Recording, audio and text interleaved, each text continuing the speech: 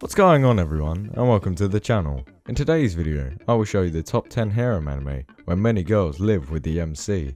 I hope you guys enjoy the video, and if you want a part 2, leave your like and subscribe to the channel. And don't forget to join my Discord server, link will be in the description. Anyway, let's start the video.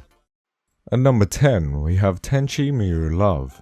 In this story, the world is in chaos thanks to Washu. Now, in order to save it, Tenchi Masaki must go undercover as a student teacher at an all-girls school. Unfortunately for him, trouble always comes his way, as he has a hard time dealing with his mischievous new students.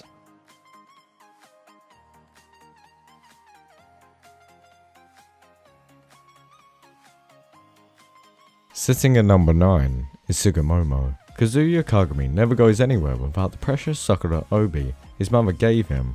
One day, a beautiful kimono-clad girl named Kiriha appeared before him. Kiriha naturally began to live with Kazuya in his room. Then there's Kisato, Kazuya's childhood friend with glasses and a ponytail, who meddles in his affairs. Soon, there's also an overprotective older sister, who seems to want to take bars with him. Jumble and a huge-chested priestess, a good-looking sorceress named Kokoko Yura, beautiful women, and hot girls. And Kazuya's happy, embarrassing, confusing life begins.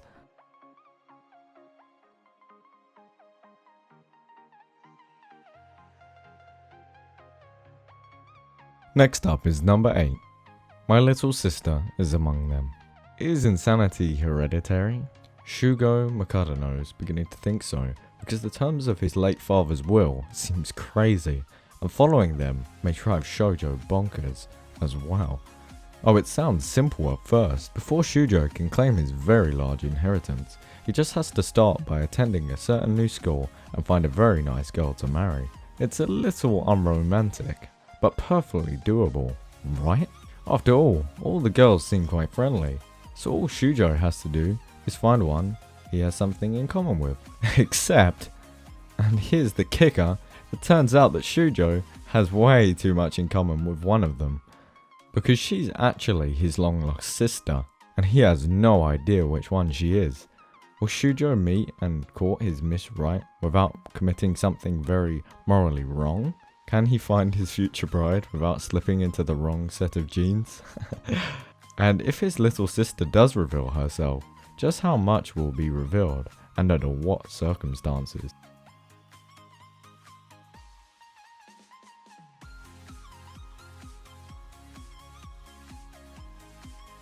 At number 7 we have Invaders of Rokujuma. After Kutaru Sotami's father is suddenly relocated for his job, the first year high school student is faced with finding a cheap place to live by himself. Naturally, he jumps at the chance to move into Corona House's room 106 for the mere 5,000 yen a month. But while everything goes well at first, Kotaro soon gets a lot more than he bargained for after stumbling upon a mysterious cave while working his part-time job. The following night, Kotaro is visited by various seemingly mythical figures, all whom claim ownership of the poor student's apartment. Among the invaders are Sasani Hirogashi Hongan, a ghost supposedly haunting the room, magical girl Yurika, and one alien princess, and Kuriha Kurano, a direct descendant of the Earth people. But more importantly, each of these 4 girls needs Kotaro's apartment for her own reasons, and won't back down without a fight. Rokujuma no Shinrakusha is a comedic battle royale over a sick tatami mat apartment involving supernatural beings, romantic high school hijinks, and a deceptively cordial landlady.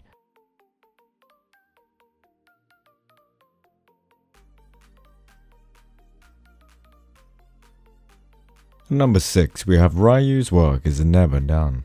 A teenage boy named Yaichi Kazuyu, who happens to be the strongest shogi player in history, holding the top title of Ryu, Dragon King.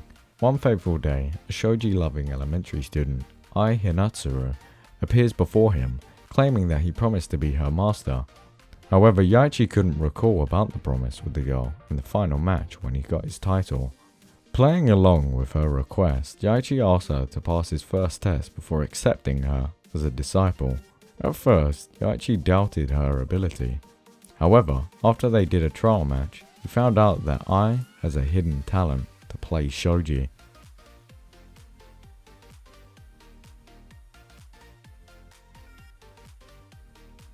At number 5, we have Outbreak Company. Shinichi Kano is a shut-in otaku with a vast knowledge of anime, manga, and video games. One day, after applying for a job in hopes of escaping his scheduled lifestyle, he is kidnapped and transported to Elden Empire, a fantasy world filled with elves, dragons, and dwarves. Trapped in this strange land, Shinichi is given an unlikely task by the Japanese government to spread otaku culture across the realm by becoming an otaku missionary. To accomplish his mission, Shinichi has the full support of Japanese government, as well as a half-elf maid, Musel, and a princess, Protralka, and the Elden Empire. Together with this ragtag bunch, he will overcome obstacles of politics, social classes, and ethnic discrimination to promote his ways of the otaku in this holy land.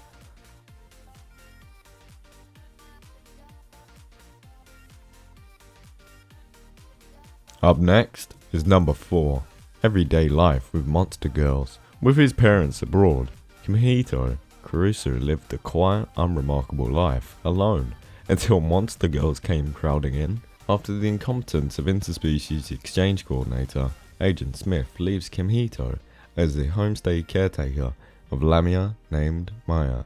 The newly minted darling quickly attracts girls of various breeds, resulting in an ever-growing harem flush with eroticism and attraction.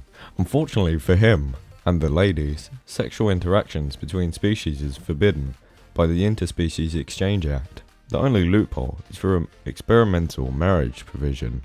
Kimihito's life becomes fraught with an abundance of creature-specific caveats and sensitive interspecies law as the passionate, affectionate and lusty women hound his every move, seeking his romantic and sexual affections, with new species often appearing and events materializing out of thin air. Where Kimihito and his harem go is anyone's guess.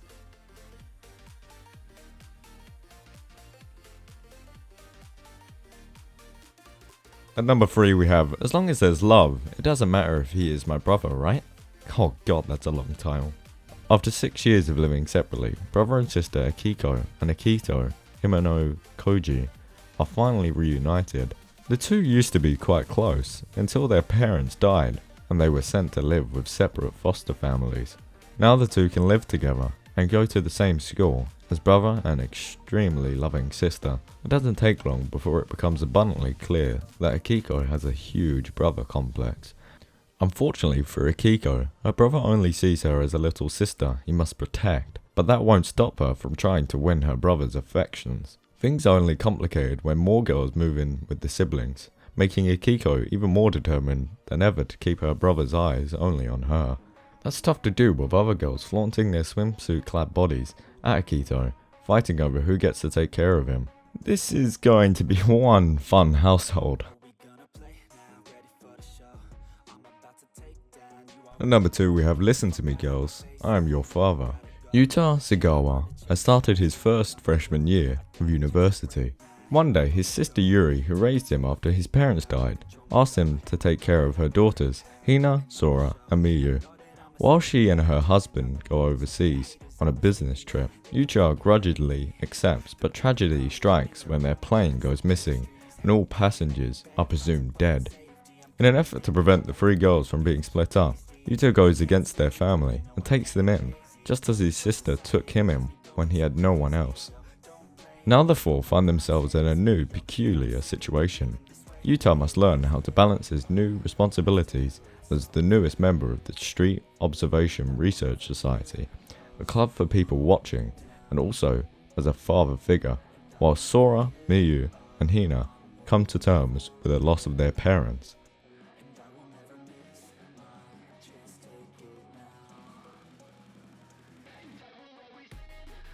Lastly, number 1, Yuna and the Haunted Hot Springs. Once a hot springs inn, now a boarding house with extraordinarily cheap rent, Yuguragi-so is virtually uninhabited, save for a few peculiar residents. as rumour has it, is haunted by a vile ghost, which scares away all potential talents. Therefore, it is perfect refuge for Fuyuzora Kuragashi, a broke, homeless psychic seeking an affordable roof to stay under and ghosts to exercise. Kuragashi prepares for a face-off against the ghost, only to find out that it is not as malicious as the rumours made it out to be. Instead, it is a girl, a beautiful silver-haired girl, whose only recollection of life before death is her name, Yuna. Even more baffling is the other tenets of Uragi's soul. Not only are they able to see Yuna as well, but each has their own supernatural ability. Well, this was today's video. I hope you guys have enjoyed. Do not forget to leave a like and subscribe to the channel, and also enter my Discord, link will be in the description of the video. Anyway, see you in the next video. And I will not forgive those who hold me down. And I will never give up on moving forward. And I will never miss my chance, take it now.